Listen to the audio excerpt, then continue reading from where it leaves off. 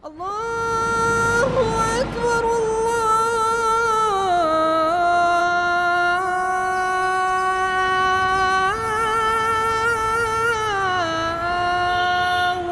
أكبر. بسم الله الرحمن الرحيم. الحمد لله رب العالمين، وصلى الله وسلم وبارك على المبعوث رحمة للعالمين سيدنا محمد وعلى آله وصحبه أجمعين. أما بعد، السلام عليكم ورحمة الله وبركاته. This is a brief introduction of how our Prophet ﷺ used to pray. And this is collected and taken from the authentic Sunnah. And this is extremely important because it was he, sallallahu alayhi wa sallam, who said, "Pray as you have seen me pray." I haven't seen you pray, O Prophet of Allah, sallallahu alayhi wa sallam, but I have read the description of your prayer from your companions. And the hadiths that came to us are found in Bukhari, in Muslim, in Sunan Abi Dawood, Tirmidhi, Ibn Majah, An-Nasa'i, in Al-Mustadrak, in Musnad Imam Ahmad, Muwatta Imam Malik, so many books of hadith. You collect them, you check their authenticity, and then you implement it in your prayers. Now, the issue of prayer is important because it is one of the pillars of Islam. Not only that, it is a vast and huge topic because, like any forms of worship, it has conditions. It has things that nullify it. It has pillars. It has mandatory acts and it has sunnah acts. And without the knowledge of all of these things, your prayer would not be complete. And this is the cause where a lot of the Muslims have dispute, argument. They have hatred and enmity towards one another simply because you're not praying like I'm praying. Simply because I follow a school different than your school. And this is totally wrong. Salat was made to gather people together. This is why we have congregational prayer. This is why when the Prophet ﷺ used to straighten the rows of the worshippers, he used to say to them, "Do not differ. Do not go against one another, so that Allah Azza wa Jal would not differ your hearts." And this is what we're having at the moment. So this is a brief description. I don't claim that it is the perfect description, but at least sharing with you that I know would inshallah elevate the level of our prayers to the level we want, bi'ithnillahi azza wa jal. So first of all, there are conditions, and these conditions must be fulfilled. And the definition of condition, according to the jurors, is that a thing, without it, the form of worship does not exist. And if it is found and fulfilled, that is the condition, this doesn't mean that it has to be found. What does this mean, Sheikh? I'm confused. I'll give you an example, don't worry. One of the conditions of salat is wudu, ablution. So, if I pray without ablution, my prayer is void. Simple as that. Because the condition was not fulfilled. But if I make ablution, this does not mean I have to pray. I may pray and I may not pray. So when the condition is there, it doesn't mean that I have to perform the form of worship. But if it is not fulfilled, if it's not there, this means that even if I perform the worship, the form of worship, it is invalid. So what are the conditions of salat? There are many. Among them is, first of all, niyyah, or intention. And the intention, some make it as a condition because it comes before the prayer, and some make it as a pillar. And it's more likely to be a condition. So you have to know what you're doing. You have to intend it. And I will not go into the conditions of salat because this is a long topic. But I have to know whether I'm praying Dhuhr, Asr, Maghrib, Isha or Fajr. I just can't say Allahu Akbar and during the prayer say, what is this? I think it's witr. No, this is not valid. Second condition, facing the Qibla. So if I know the direction of Kaaba, I have to direct myself to it. If I know it's there and I direct myself this way, then my prayer is invalid. Third condition is the entrance of the time of prayer. So I want to pray Maghrib and I can see the sun is about to set or half of it has disappeared and I say Allahu Akbar, your prayer is invalid. Why? Because the sun has to completely set and disappear for Maghrib to be due and you can't pray before the time is due. Condition number 4, to cover your awrah. So for a man, I have to cover from the navel to the knees. This is my awrah.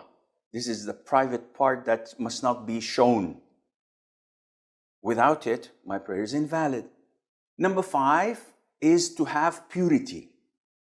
And purity is divided into 2 types. Wudu, which is uplifting the status of impurity. Or ghusl, which is uplifting the major state of impurity, the ritual impurity. This is number 1. Wudu or ghusl. Number 2, purity of my body. No najasa, no impurities on it. Purity of my clothes and purity of the spot that I'm praying on. Three types. These are the conditions. You can look for more details in the books of fiqh, but this is something you have to understand and know. Without it, your prayer is invalid. So be careful. We come to the prayer. I want to pray now. What do? I fulfill the conditions. Okay, my awrah is covered. I have wudu. I'm facing the qibla. The time is due for prayer. So what do? I intend. And how do I intend? Intention is in the heart. It's not something that you verbally say. So if I want to eat an apple, I don't say I intend to eat this green apple in front of me on the table. I just reach out and bite it. This is the intention. So my intention now, in my heart, I don't have to say anything verbally or mentally. I just intend to pray Dhuhr. It is Dhuhr time. I make wudu, I come and I stand. The intention is there. I begin my prayer with a pillar. What is this pillar? You tell me. Wrong answer. The first pillar of salat is not takbir. The first pillar of salat is standing up when you're able to do so. So for fard prayers, you don't have the option of sitting down because you're lazy or you feel tired. If you're able to stand up, it's a pillar that you stand up. This is pillar number 1. I'm standing up. I do pillar number 2, which is known as takbiratul ihram. The first inauguration takbir by saying Allahu Akbar. So now I've started prayer. The hadith of the Prophet ﷺ, وَتَحْرِيمُهَا التَّكْبِير. So it has to be inaugurated with takbir, the first takbir. Okay, Sheikh, you said Allahu Akbar and you didn't raise your hands. Yes, raising the hands is not a pillar. This is a sunnah. Whoa, I didn't know that. Well, now you know. This is why I'm here. So saying Allahu Akbar means that I've started praying. Now, the sunnah is to say Allahu Akbar, to raise the hands. If I don't raise the hands, sunnah is gone. The prayer is totally valid and correct. Okay, when to raise the hands, Shaykh? You have one of three. Either before saying Allahu Akbar, or during it, or after it. Can you explain? Yeah, sure. Allahu Akbar. Allahu Akbar. Allahu Akbar. It can be raised before, during, or after. This is confirmed sunnah of the Prophet ﷺ. So, we move on. When I say Allahu Akbar, raise my hands, the sunnah is to put the right hand over the left hand on the chest, as per the hadith of Wa'il ibn Hujr, may Allah be pleased with him. And this was a confirmed sunnah of the Prophet ﷺ to place the right hand over the left on the chest. Well, the chest itself is an issue of dispute, because some authenticate the hadith, some don't. And those who don't differ whether to put it on the belly or to put it underneath the belly. But the most authentic is to put it on the chest. It's from here to here. So you put the right hand on the left hand on this chest while in the standing position. Underline, highlight with yellow, bold font. Why? I'll come to discuss this with you, because the hadith, when describing the Prophet's prayer, ﷺ, they used to say that he used to put the right on the left hand in the standing position. So now I'm standing. Let's begin from scratch. You look at the place of your prostration. You don't look at the chandeliers and look at the people around you. Everything is fine. No. You're praying. Look here. Look there. I asked Allah's Messenger, peace and blessings of Allah be upon him, upon looking hither and thither in prayer. He replied, it is a way of stealing by which Satan takes away a portion from the prayer of a person. Sahih al-Bukhari, narrated Anas bin Malik. The Prophet, peace and blessings of Allah be upon him, said, what is wrong with those people who look towards the sky during the prayer? His talk grew stern while delivering this speech, and he said they should stop looking towards the sky during the prayer. Otherwise, their eyesight would be taken away. Narrated by Sahih al-Bukhari. You're facing Allah Azza wa Jal. So you stand in submissiveness and humility, expressing your poverty, and you say, Allahu Akbar. Where do I raise my hands? Two hadiths. One next to the shoulders, one next to the ears. So how do I understand this? It's very easy. The palm is next to your shoulders. The fingers are next to the level of your ears. And this is how you combine between the two authentic hadiths.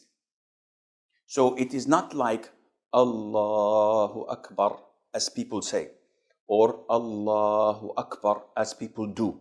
This is all wrong. It is not Allahu Akbar.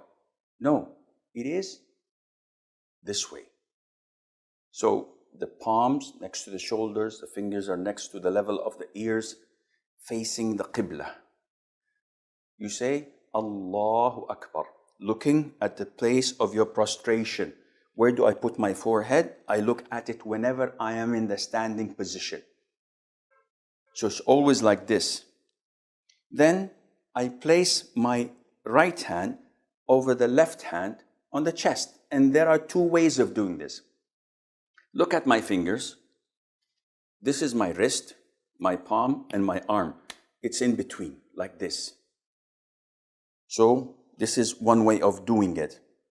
The other way, which is also authentic of doing it, is grabbing my wrist like this. So I'm grabbing it. Some people want to make something in between, so they do this. And this is wrong. Either you put the whole palm of your hand with the fingers on the arm, wrist, and hand, or you simply grab your wrist, left wrist, like this. So what people do like this is totally wrong. Some brothers from Africa do this, and they tilt themselves. What are you doing? They said, we're preserving the heart. When was the last time you took an x-ray? Maybe your heart is on the right. Then we have a problem. Where are you getting this from? The sunnah is to stand idle, in the middle, not to the left, not to the right, as the Prophet used to pray, alayhi salatu wassalam. Capish? Move on. Do the takbir, put the right on the left, on the chest, and you don't have to put it like some of the brothers do this. This is extreme. Some of the brothers, maybe Allahu Akbar. This is too loose. Some of the brothers say Allahu. This is too extreme. Follow the way of the Prophet ﷺ. Be moderate. And don't make an issue of it. Some brothers say Allahu Akbar, and they pray like this. And you start, what are you doing? I'm following the school of so-and-so. No, this is wrong. Akhi, what, is it wajib? Is it mandatory? No. Is it a fard? A rukun? A pillar? No. It's a sunnah. So don't fight over things that are sunnah. Prayer is more important than fighting over such issues. Finished? Okay. What do? We move on to another sunnah, which is called Du'a ul-Istiftah. So Du'a ul-Istiftah, there are different variations. One of the most easiest and popular, Subhanak Allahumma bihamdik, tabarak asmuk, wa ta'ala jadduk, wa la ilaha ghayruk. Very easy. This is a sunnah. If I skip it, do I have any problem? No problem.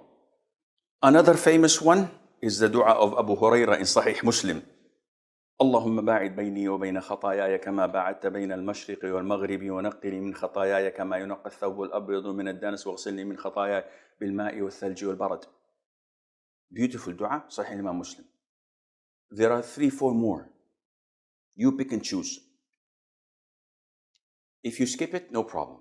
Then I begin with saying أعوذ بالله من الشيطان الرجيم, or أعوذ بالله السميع العليم من الشيطان الرجيم.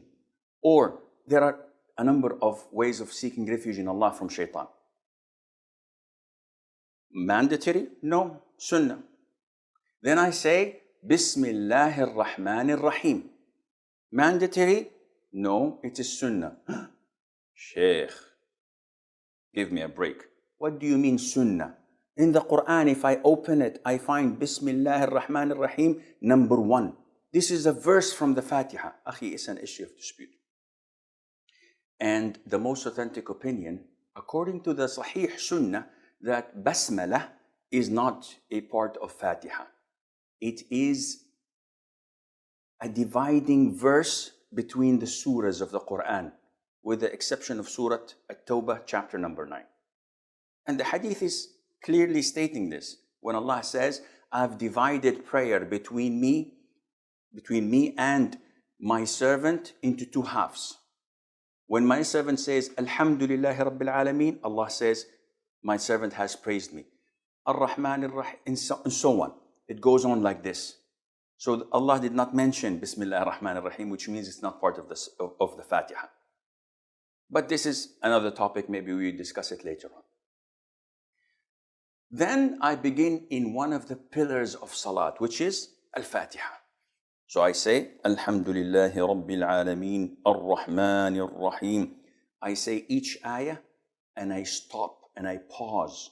Not Alhamdulillahi Rabbil Alameen, Ar-Rahman Ar-Rahim, Maliki Yawmiddin, Iyaka na'budu wa Iyaka nasta'een, Uhdina as-sirata al-mustaqim. I ran out of breath. If I were younger, I would have continued the whole surah. This is permissible, but it is not the sunnah. The sunnah is to stop at the end of each verse with a pause. And this is why when we pray, we don't find the taste and beauty of it, because we want to rush things. While if you say, Alhamdulillahi Rabbil Alameen, Ar-Rahman Ar-Rahim, Maliki Yawmiddin,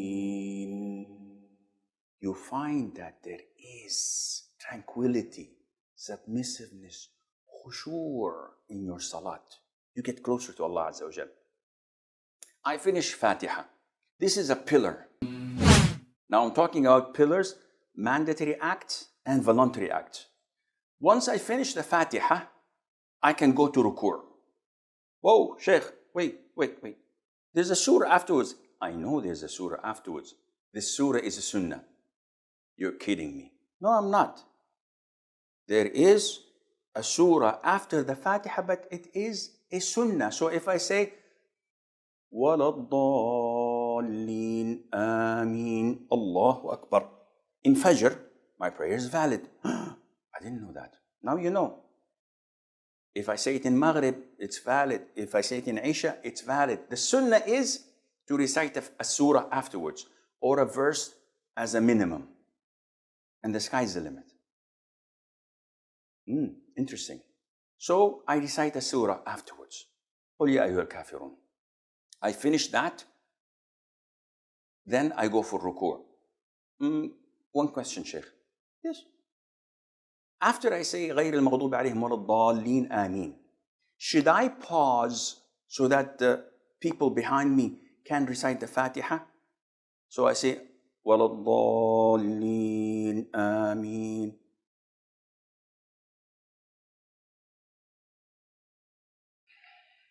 قُلْ يَا أَيُّهَا الْكَافِرُونَ. Oh, why did you stop?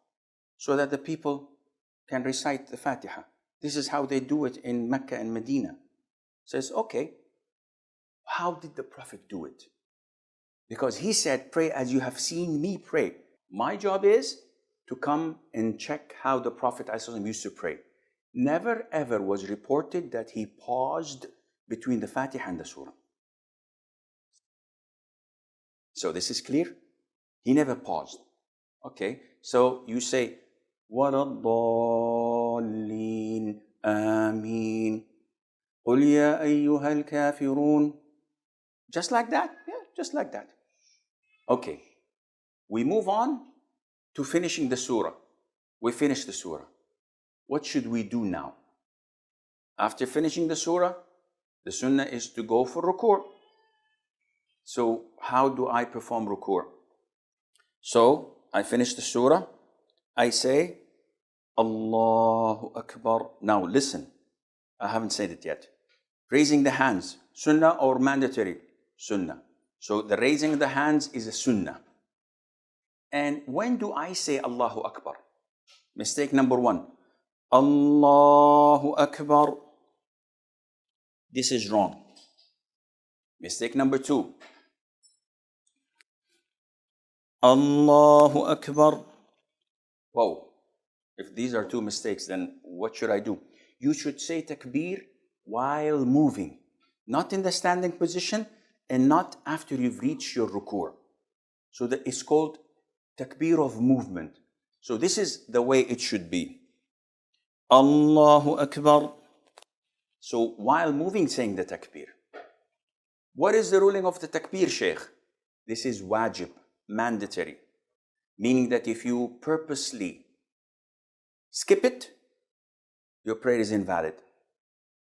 And if you skipped it out of forgetfulness or an error, you have to compensate this by sujood as-sahw. So I go to the ruku' position. And what I do is the following.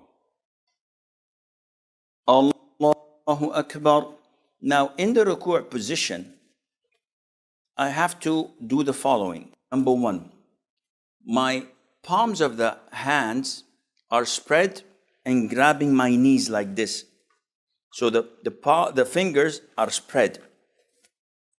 My back is straight. So it's not like this, and it's not stretching out downwards.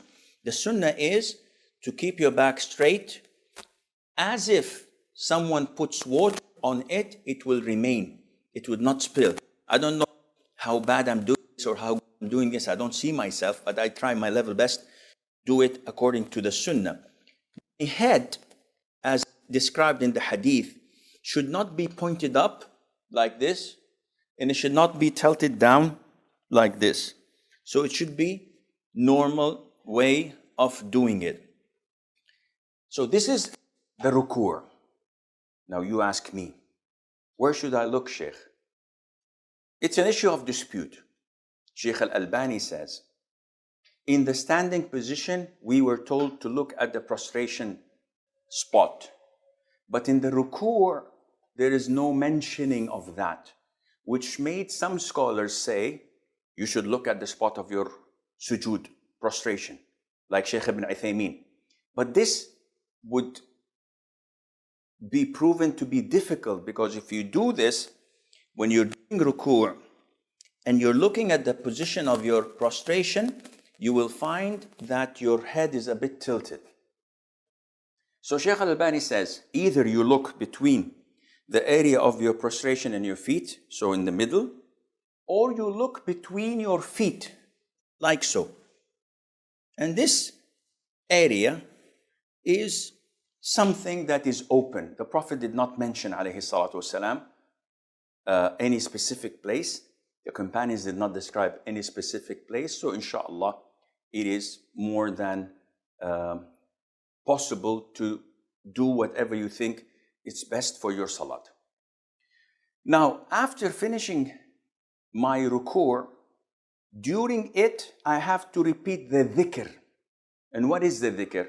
I have to say, Subhana Rabbi al-Azim, which is mandatory. And 1 is the minimum. 3 is recommended. The sky is the limit afterwards. I can say Subhana Rabbi al-Azim. I can say Subhana Rabbi al-Azim wa bihamdih. I can say Allahumma laka raka'tu wa bika amantu wa laka aslamt. خشع لك سمعي وبصري وعظمي ومخي وما استقلت به قدمي. Different kinds of dhikr you can say.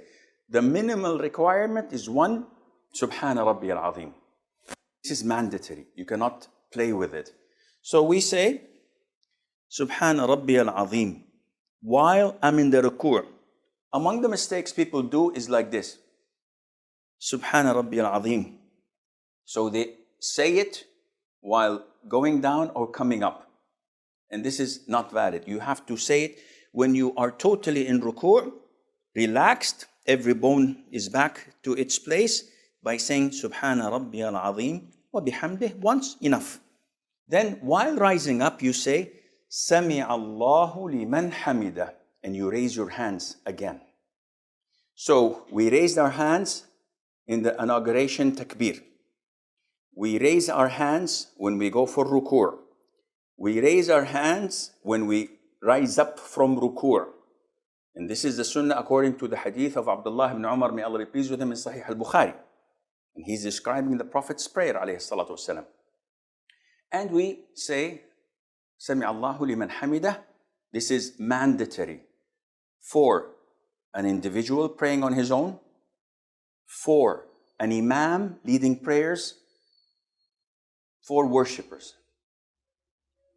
And I follow that by saying, Rabbana lakal hamd. Rabbana wa lakal hamd. Allahumma Rabbana lakal hamd. Allahumma Rabbana wa lakal hamd. Either one of these 4 does the job. And this is said by the imam, by the individual, and by the followers. Which means that if I'm praying behind an imam and he rises from ruku' saying Sami Allahu liman hamidah, I, as a follower, do not say Sami Allahu liman hamidah. I just answer what he has said. So I've raised or I raised and I got up from ruku' position saying Sami Allahu liman hamidah, Rabbana wa lakal hamd. There are a lot of adhkar I can say afterwards, but this is what's essential. You can say ملء السماوات وملء الأرض وملء ما شئت من شيء بعد. You can say ربنا ولك الحمد حمدا كثيرا طيبا مباركا فيه. And do I place my hands on the chest or leave it on the sides? Either way is possible. What do you suggest, Sheikh? I personally follow the hadith of Wa'il ibn Hujr, which says that whenever the Prophet ﷺ raised from ruku', whenever the Prophet ﷺ stood up, he used to put the right on the left on the chest. So now after I've risen from ruku', what is this position called? Is it sujood? Is it ruku'? What is it? It's standing up. So according to the hadith, then I should do this. The majority of scholars say no, you have to put it on your side. But there is not a single hadith that stated that the Prophet used to put his hands on his side in any position. So it's an issue of dispute, but akhi, again, this is a sunnah. You put it on your chest, you put it on your side, there's no problem. Don't make an issue out of it. Don't label people or classify people or think that people are better than you or worse than you. No. Just leave it as it is. This is the conviction. Leave them. So I'm in the ruku' position. Subhana Rabbi al-Azim wa bihamdih. Sami Allahu liman hamidah. ربنا ولك الحمد حمدا كثيرا طيبا مباركا فيه. سمع الله لمن حمده.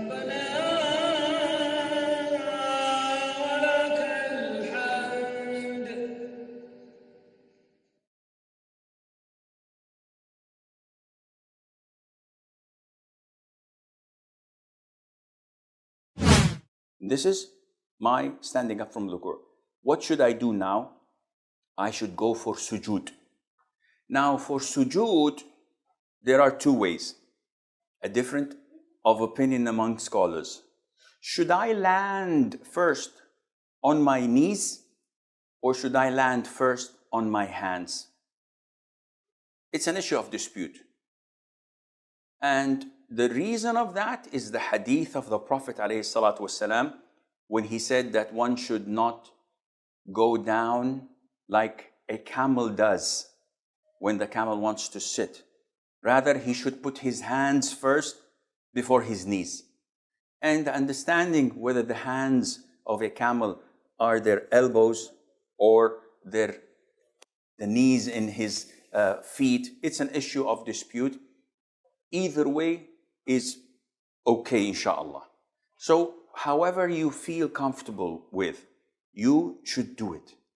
I personally, due to age, due to praying on marble or stones, whenever there are pebbles in the ground, if you land from the standing position on your knees, would surely injure yourself one way or the other.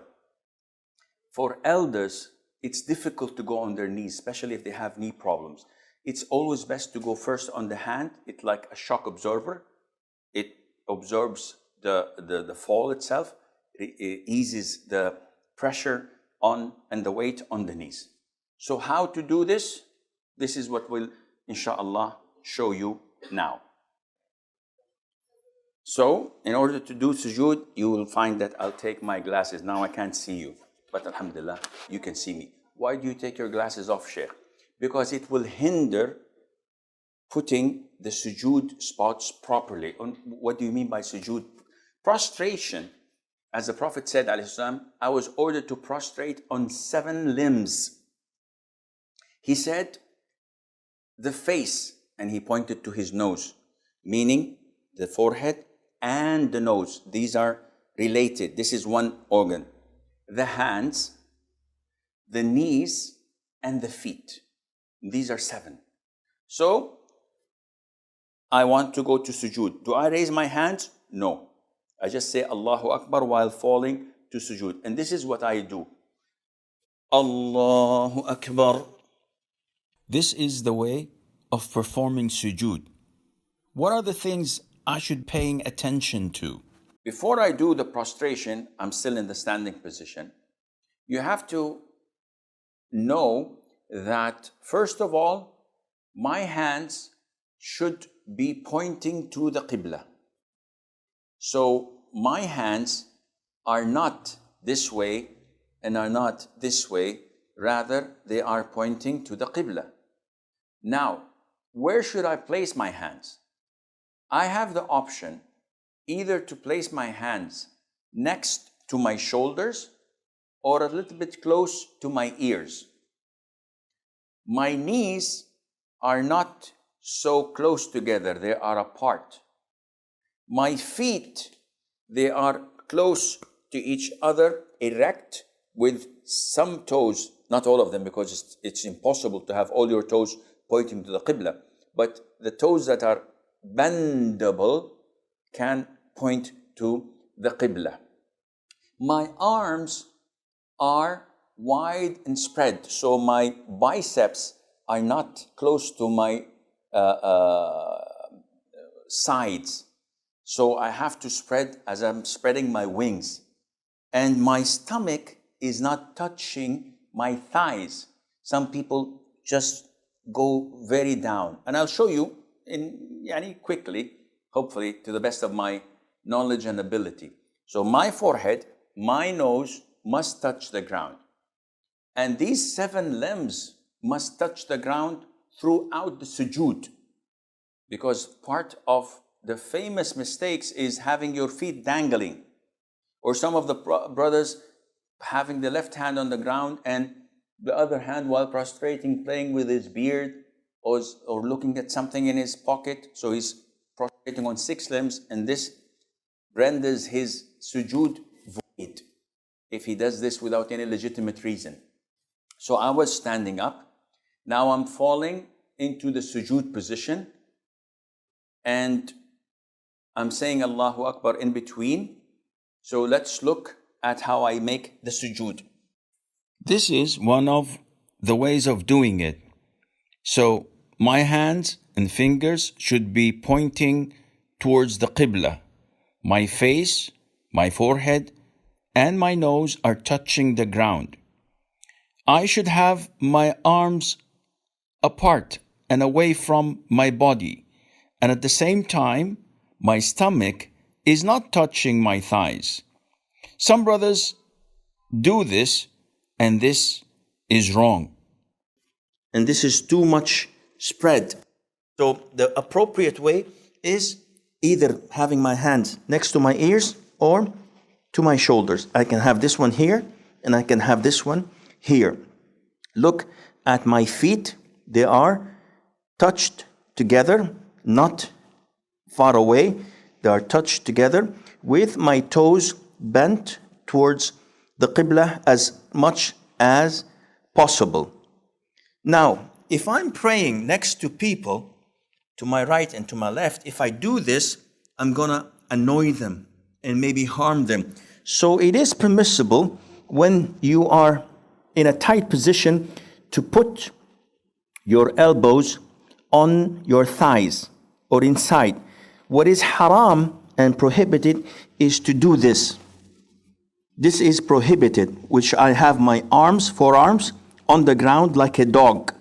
And the Prophet said that this is totally prohibited. What should I say when I'm prostrating? Subhana Rabbi al-A'la. Subhana Rabbi al-A'la wa bihamdih. Sabbuhun qaddusun Rabbul malaikati wal ruh. So many du'as. The minimum requirement, Subhana Rabbi al-A'la. Can I make dua? Go ahead, make dua. As much as I want, as much as you want. Oh Allah, pay my debts. Oh Allah, guide my children. Oh Allah, guide my wife. Oh Allah, get me a second wife. Oh Allah, grant me health. Whatever. In Arabic. Sheikh, I'm non-Arab and I can't say it in Arabic. No problem, say it in your own language. Oh, this is interesting. Yes, the closest you are is when you are in sujood position. So if I'm in my sujood position and I would like to sit between the 2 prostrations, I say, Allahu Akbar. And I sit on my left foot. This is called iftirash. and I erect my right foot with as many possible toes towards the Qibla. My hands are on my thighs and my knees, so it's in between. The area is possible. You don't have to do this. You don't have to do this. It's here. Sit normally. Don't be so technical. Sometimes people are so technical, they forget the prayer, they forget what you're reciting, and just think, oh, am I doing this right? Am I doing this wrong? Be natural. Follow the sunnah, acknowledge that this is the sunnah, the way of the Prophet, and do it naturally. And when I sit like this, I say, Rabbi ghfirli. Minimum is once. I can say 10 times, 10, 20 times. I can say 2, 3, 4, whatever. Rabbi ghfirli, Rabbi ghfirli. Issue of dispute. Is saying Rabbi ghfirli mandatory or sunnah? Some scholars say it's sunnah. I am inclined to say that it is mandatory because the Prophet ﷺ always used to say it. Any other dua? Yes, there is a longer dua. Rabbi ghfirli warhamni wa'afini wajburni wahdini warfa'ni. All of this is possible. This is the prostration or the sitting between the two prostrations. It's called iftirash. And if you would like to show it from behind, I'm sitting on my left foot and my right foot is erect. This is the sunnah. Sheikh, I have problems with my right foot, so can I put it down like this? No problem. Sheikh, I'd like to sit with 2 feet on one another because this is the only way I feel comfortable. No problem. Your prayer is valid. You will lose the reward of the sunnah, but your prayer is totally valid, akhi. No problem. Not only that, Abdullah ibn Umar, may Allah be pleased with him, at the end of his time, he used to sit cross-legged. And when some of his companions followed him, he said, no, this is not the sunnah. I'm doing this because of my knees. You should sit like the sunnah. But the position is what? Sitting. So no matter how you sit, the right thing, but the more you are following the Prophet, the better it is for your reward. I must do a second sujood. And it's the same format. I say, Allahu Akbar. The same thing exactly, Subhana Rabbil A'la. Now, after I finish my sujood, I have to rise up to the second rak'ah. There is a sunnah that is called Jalsatul Istiraha, where I stand up. Before I stand up, I give a small pause. And then I say, Allahu Akbar. So when standing up, one should not stand with 4 fingers between the 2 feet, like some schools of thought say. And you go to the masjid and you find the people standing like this. What is this? If you want to answer the call of nature, go ahead, but don't come to the prayer when you're this tight. So this is, the way I'm standing is wrong. Some brothers, when they want to come and pray, they do this. Why? He says, the one on the right is far away from me, and the one on the left is far from me. And the brothers is doing this and doing this. Akhi, what are you doing? This is done in karate, in taekwondo, but not in prayer. So how should I stand? Stand normally, akhi. The width of your shoulders should be relevant to the distance between your 2 feet. Don't stand like this, because this is not pointing to the Qibla, and don't stand like this, because this means you have to see your orthopedic surgeon. You have a problem with your knees.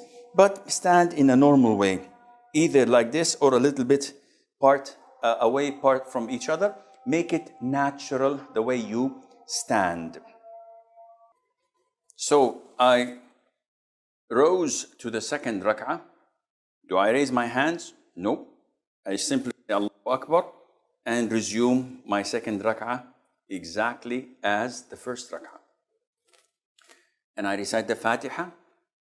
I recite an optional surah afterwards, as according to the Sunnah.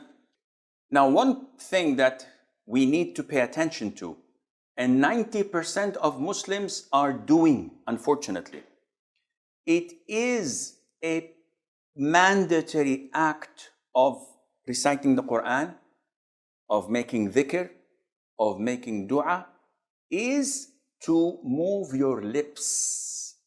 What do you mean, Sheikh? If you pray the Fatiha like this, I just said Ameen in my head. I did not move my lips. I did not move my tongue. Your prayer is invalid. Oof, invalid. Yes, it's totally invalid. Why? See, when I think of punching my cameraman in the face, or taking the wallet of the man sitting there and robbing him of his money, I didn't utter it, I didn't act upon it, there is no sin on me. Whatever goes in my mind, there is no sin. Likewise, if I just simply recite the Quran in my mind without moving my lips with it, it does not count. It's just scanning things in my head. I have to say,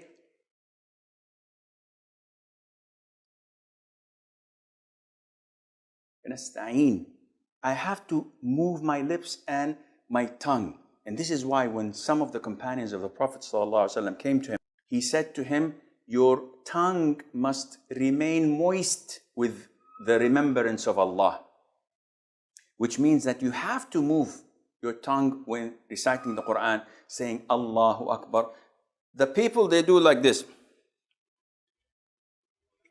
And they keep on their prayer without moving the lips, and this is totally wrong. One of the things that a lot of the Muslims also make a mistake in is keeping their eyes closed. So what are you doing? Well, I am daydreaming. I think I'm on the beach in Côte d'Azur, in Cannes or Nice. Wow, it's fun. Allahu Akbar. What? This is totally haram. Why are you closing your eyes? He said, oh, Sheikh, I'm distracted. Whenever I keep my eyes open, the man in front of me is moving, and the next one to me is touching his pocket, and the third one is picking his nose, and every time I feel tempted to look at my watch, and sometimes I say, Sami Allahu liman hamidah, and I watch the chandeliers and the lights and the writing on the wall, I get distracted, so I close my eyes. This is not permissible. Why? Because neither the Prophet ﷺ nor his companions had ever done this, and they had more things to distract them than you. Now, if you tell me that there's a child in front of you while praying, sometimes you get these situations. You get a 3-year or 4-year-old child standing in front of you, looking into your eyes and doing faces to you. This would make you break into laughter. So in order to avoid this, you close your eyes for maybe 5-10 seconds until he goes away. This is okay. But to think that tranquility comes only through closing your eyes while doing this, this is against the sunnah and it's not permissible. Also, one of the common mistakes is that when you are in the ruku' position and you say Sami Allahu liman hamidah, people think that this is time for dua qunut. So they say Sami Allahu liman hamidah Rabbana wa lakal hamd hamdan kathiran tayyiban mubarakan. This is wrong. The raising of the hands should be Sami Allahu liman hamidah. If you want to make dua, either put your hands to your sides or to what I have indicated to earlier, put the right on the left on the chest and say Rabbana wa lakal hamd hamdan kathiran tayyiban mubarakan fi. This is only done in qunut of witr. When you're making dua in qunut of witr, not during your prayers as usual. I bow and I prostrate and then I sit for the first tashahhud. So when I rise up from the second sujood to sit for my first tashahhud, I'm in the position of iftirash. I sit on my left foot with my right foot erect, with my toes pointing to the qibla. And I begin to say at-tahiyyat, which is mandatory. Now, my left hand is on my knee and thigh in here. My right hand has two positions. The first position is to grab the two pinky and the one next to it finger, to attach the middle finger with the thumb, doing a circle like this, and to point with my index finger like this. This is position one, which the Sunnah came with. The second position is to make a fist with all four fingers, pointing only with the index finger. So, either this or this. Now, what do I do with the index finger? The Sunnah, as in the hadith of Wa'il ibn Hujr, the Prophet, whenever he sat alayhi salatu wasalam for tashahhud, he used to point his index finger, moving it, making dua with it. So the Sunnah is to point it like this, shake it in its position, not circling like some people do, and not going up and down like people do, rather than pointing it and moving it. There is another hadith which is not as strong, not as authentic, which was narrated by Abdullah ibn Zubayr, may Allah be pleased with him and with his father, that the Prophet used to point and does not move. But the most authentic opinion is the hadith of Wa'il ibn Hujr, that he used to move it throughout. So when do we stop, Shaykh? You begin by saying, التحيات لله والصلوات والطيبات السلام عليك أيها النبي ورحمة الله وبركاته السلام علينا وعلى عباد الله الصالحين أشهد أن لا إله إلا الله وحده لا شريك له وأشهد أن محمدا عبده ورسوله, with different variations of this tashahhud. And I'm moving my finger. Point out that I can say either one, the hadith of Umar or the hadith of Abdullah bin Mas'ud. Assalamu alayka ayyuha nabi. This is Ibn Umar, this is Umar ibn Khattab and others. Or I can say that what Abdullah ibn Mas'ud used to say, which is in Sahih al-Bukhari, Assalamu ala nabi wa rahmatullahi wa barakatuh. And he said that we used to say at the time of the Prophet, when he was alive, Assalamu alayka ayyuha nabi. But after he died, we used to say, Assalamu ala nabi wa rahmatullahi wa barakatuh. So I can say either one. Now this is the first tashahhud. Do I offer salutation afterwards by saying, Allahumma salli ala Muhammadin wa ala ali Muhammad? No. The most authentic opinion is that this is the Sunnah. Imam Shafi'i said that if you add salutation upon the Prophet in the first tashahhud, this is recommended. And the vast majority of scholars say this is okay, but it is not per the Sunnah. So you stop at وَأَنَّ مُحَمَّدًا عَبْدُهُ وَرَسُولُهُ. Now, then you go and stand up for tashahhud, your third rak'ah.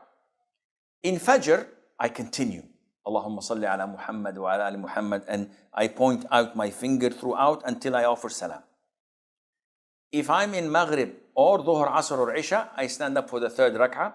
I continue the third rak'ah, the fourth rak'ah, and then I sit for the last tashahhud. In the last tashahhud, which is in a prayer that has two tashahhud, the first one and the last one, I sit in the position known as tawarruk. And tawarruk means that I sit on the hip, the wirk, and I sit on my left buttock. This is called tawarruk. And I erect my right foot as usual, but my left foot, which I used to sit on, now comes underneath my right leg. So this is called tawarruk. The Prophet used to do this in the third rak'ah in Maghrib and in the fourth rak'ah of Dhuhr, Asr and Isha. Now, I place my left hand over my knee with it. And sometimes it's erect so that I can lean on it, because I can see that my hip and my side is a bit tilted because of this way of sitting. And my hand is on my thigh, pointing my finger, and I'm looking, and this is something important. When I sit for tashahhud, where the hadith, the authentic hadith states the Prophet used to look at his index finger. So I should keep my sight through tashahhud while wiggling it or moving it in its position, shaking it. And this is the sunnah. Some scholars say you can also look at the position of your prostration, but the hadith proves that this is the doing it, and that is looking at your. I recite صل على محمد وعلى آل محمد كما صليت على إبراهيم وعلى إبراهيم إنك حميد مجيد اللهم بارك على محمد till the end. And then it is recommended to say or seek refuge in Allah from the four things. اللهم نعوذ بك من عذاب جهنم وعذاب القبر من فتنة المحيا والممات من فتنة المسيح الدجال. And then I can ask whatever I want, same as sujood, because this is a place where the Prophet told us alayhi salatu wasalam that you should select whatever you want from dua in this position. So I ask for Allah's forgiveness, I ask for Allah's provision, I ask for Allah's health, to guidance, etc.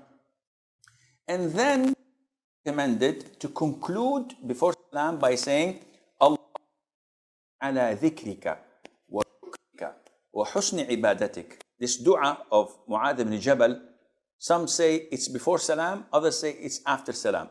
I'm inclined to say it before salam because this is the time of dua. And then I offer salam. And how do I offer salam? I say, Assalamu alaikum wa rahmatullah. Assalamu alaikum wa rahmatullah.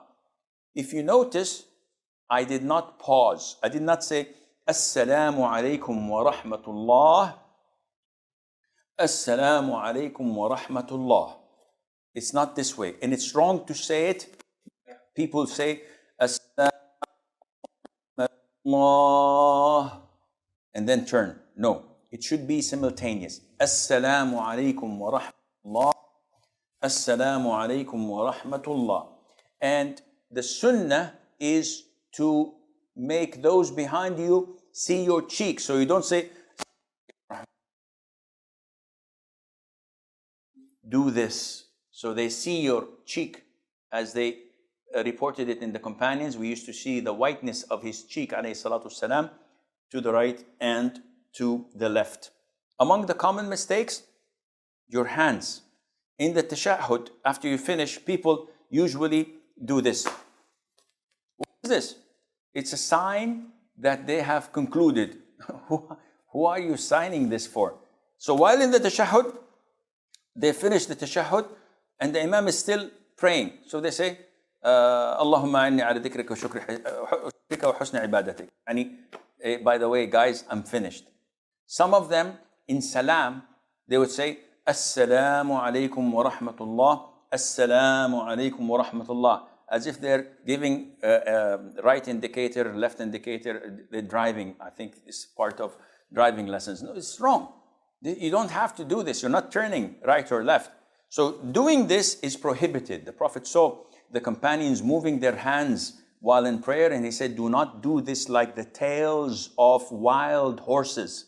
You know, the tail of the wild horse is always wiggling and upright.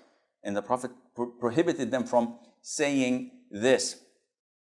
And it is important to learn how to pray according to the Sunnah, and that you're doing this for the sake of Allah Azza wa Jal. Some of the brothers in the standing position, when they're praying, and the end of the surah is min al-jinnati wan-nas. The Imam is reciting, and I'm praying behind him. The moment he says min al-jinnati, he lets go. What is this? This is indicating that I know that this is the last verse of the Imam and that he's going for ruku'. And this is acknowledged in long surahs. So if he's reciting from a long surah that people don't usually know, and I know that he's going to make ruku' now, I let go. So people next to me say, oh, mashallah, he's a hafiz. He says, Sheikh, I didn't do this for that intention. Why did you do it then? Don't. follow the Imam. As long as the Imam is doing this, you do it. The moment the Imam says Allahu Akbar, you let go. But not fulfilling this and doing it before the Imam means that there's something wrong. Either you want to inform people that I know the surah and I know that he's going for ruku', I'm a smart man.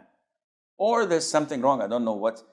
Another thing that a lot of the Muslims fail to do is the moment the Imam says, Assalamu alaikum wa rahmatullah, you find the congregation doing this. And if the Imam take his time to do the left one, they say, come on man, I'm waiting. Imam, what are you doing? Come on, yahi, my neck is hurting. So they do this and this is totally wrong. They should wait until the Imam says, Assalamu alaikum wa rahmatullah, Assalamu alaikum wa rahmatullah. Now they say their first taslim, Assalamu alaikum wa rahmatullah, Assalamu alaikum. So it is wrong to do taslim with the Imam when he first does his first. No, you have to only move after he finishes the salam. Also, a very common mistake is how you follow the Imam. What do you mean? The companions of the Prophet ﷺ told us in an authentic hadith that when we used to pray with the Prophet ﷺ, we did not bend our backs. Now they're in the standing position, huh? Their backs are straight. We never bent our backs until the forehead of the Prophet ﷺ touched the ground. Whoa! Meaning that if the Prophet says, Allahu Akbar, they wait until his head touches the ground, then they start descending. The vast majority of people, the moment the Imam says, they immediately go and fall. Maybe they're fitter, faster than the Imam, so they race him and they go to prostration before the Imam, and this invalidates their prayer. So you be careful. You do not move from the pillar you're doing to the following pillar until the Imam reaches it.